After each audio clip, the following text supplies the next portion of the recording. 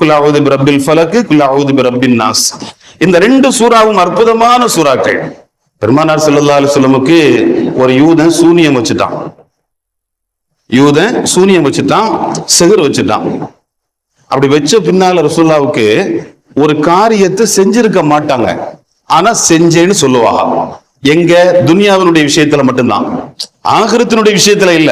லொஹர தொழாம தொழுதுட்டேன்னு சொல்ல மாட்டாங்க, அசர தொழாம தொழுதுட்டேன்னு சொல்ல மாட்டாங்க. அல்லாஹ் அப்படி ஒரு சிக்கலை வைக்கல.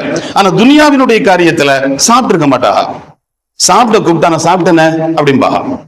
இப்படி ஒரு நிலை வந்துருச்சு. அந்த சூனியத்தினுடைய நிலைமை ரசூலுக்கு கொஞ்சம் பாதிப்பை உண்டாக்குது.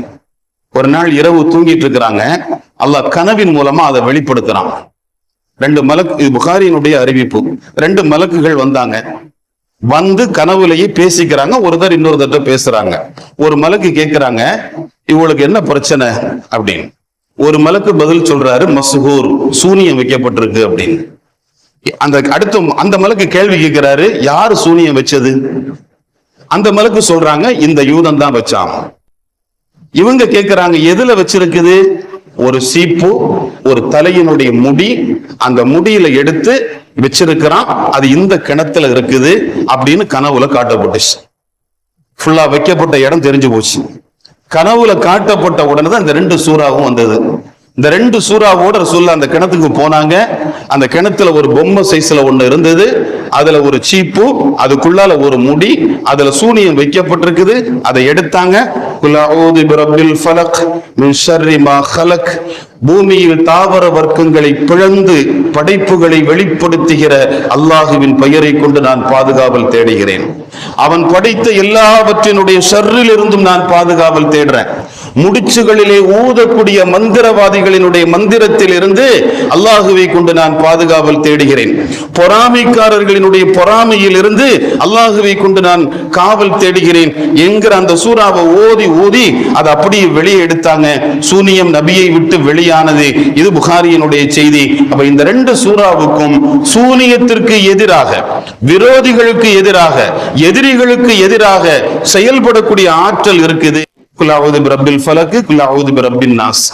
இந்த ரெண்டு சூறாவும் அற்புதமான சூறாக்கள். நபிகள் நாயகம் ஸல்லல்லாஹு அலைஹி வஸல்லம் அவர்கள் வாழ்ந்த காலத்துல நிறைய யூதர்கள் இருந்தாங்க. அவங்க ரொம்பவே நபிகள் நாயகம் ஸல்லல்லாஹு அலைஹி வஸல்லம் மேல பொறாமை கொள்றாங்க. இதனால அதுல லுபைத் இப்னு அக்ஸம் அப்படின்னு சொல்லக்கூடிய ஒரு யூதன் என்ன செய்யறான் அப்படின்னா, அவன்கிட்ட இருக்கிற பெண்களை வச்சு ஒரு சூனியம் செய்யறாங்க. அது எப்படி செய்கிறான் அப்படின்னு பார்த்தீங்கன்னா, நபிகள் நாயகம் ஸல்லல்லாஹு அலைஹி வஸல்லம் அவர்களுடைய ரோமம், அதாவது முடி, அதையும் அவங்க உபயோகித்து வந்த சீப்பு, அந்த சீப்பில் இருக்கிற உடைஞ்ச துண்டுகளை திருடிட்டு வர சொல்லி அந்த திருடின அந்த பொருட்களை வச்சு சூனியம் செய்கிறாங்க. அதுக்கப்புறம் 11 முடிச்சுக்களை போட்டு ஒரு கயிறையும் செஞ்சு அதை தருவான் அப்படிங்கிற ஒரு பாலும் கிணற்றின் அடியில், ஒரு கல்லுக்கு அடியில் புதைச்சிடுறாங்க.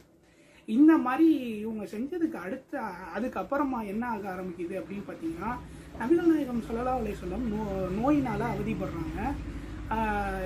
அவங்க அந்த நோயுடைய வீரியம் எப்படின்னு பார்த்தீங்கன்னா, அவங்களோட ஒவ்வொரு தசையிலையும் வலி ஏற்படுது, ரொம்ப கஷ்டப்படுறாங்க. இப்போ என்ன ஆகுது அப்படின்னு பார்த்தீங்கன்னா, நபிகள் நாயகம் ஸல்லல்லாஹு அலைஹி வஸல்லம் அவர்கள் உறங்கி கொண்டிருக்கும் நேரில் கனவுல 2 மலக்குமார்கள் இந்த நடந்த செய்தியை அறிவிக்கிறாங்க.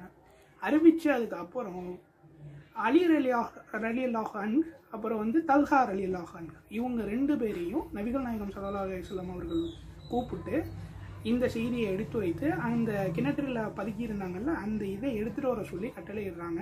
அதே மாதிரி அவங்களும் போய் அங்கே இருக்கிற அந்த கிணத்துல அடியில் இருக்கிற அந்த இதை எல்லாத்தையும் எடுத்துகிட்டு நபிகள் நாயகம் ஸல்லல்லாஹு அலைஹி வஸல்லம் அவர்கள்ட்ட ஒப்படைக்கிறாங்க. அந்த நேரம் ஜிப்ரீல் அலைஹிஸ்ஸலாம் அல்லாஹ் வசனத்தை இறக்குறான் பாருங்க. எப்படி அப்படின்னா, ஜிப்ரீல் அலைஹிஸ்ஸலாம் ஒரு வசனமாக ஓதுறாங்க. அவங்க ஒரு வசனமாக ஓத எத்தனை முடிச்சு நான் சொல்லியிருந்தேன்? 11 முடிச்சுகளை போட்டிருந்தாங்க இல்லைங்களா இந்த யூதர்கள். அந்த 11 முடிச்சுகளுக்கு 11 வசனங்களையும் அல்லாஹ் இறக்குறாங்க. அந்த 11 வசனங்களில் ஒவ்வொரு வசனம் ஓதும் போதும் ஒவ்வொரு முடிச்சு அவிழுது. இந்த வசனம் என்ன அப்படிங்கிறத இன்ஷா அல்லாஹ் நம்ம பார்க்கலாம். அல் ஃபலக் அப்படிங்கிற அந்த அத்தியாயத்தில் அல்லாஹ் 5 வசனத்தை குறிப்பிடுறான். பிஸ்மில்லாஹிர் ரஹ்மானிர் ரஹீம் குல் அவுது பிரப்பில் ஃபலக் மின் ஷர்ரி மா ஹலக் வ மின் ஷர்ரி காசிகின் இஸா வகப் வ மின் ஷர்ரி நஃபாசாத்தி ஃபில் உகத் வ மின் ஷர்ரி ஹாசிதின் இஸா ஹஸத். நபியே, அதிகாலையின் ரப்பிடம் நான் பாதுகாவல் தேடுகின்றேன், அவன் படைத்தவற்றின் தீங்கை விட்டும். 3வது வசனமா,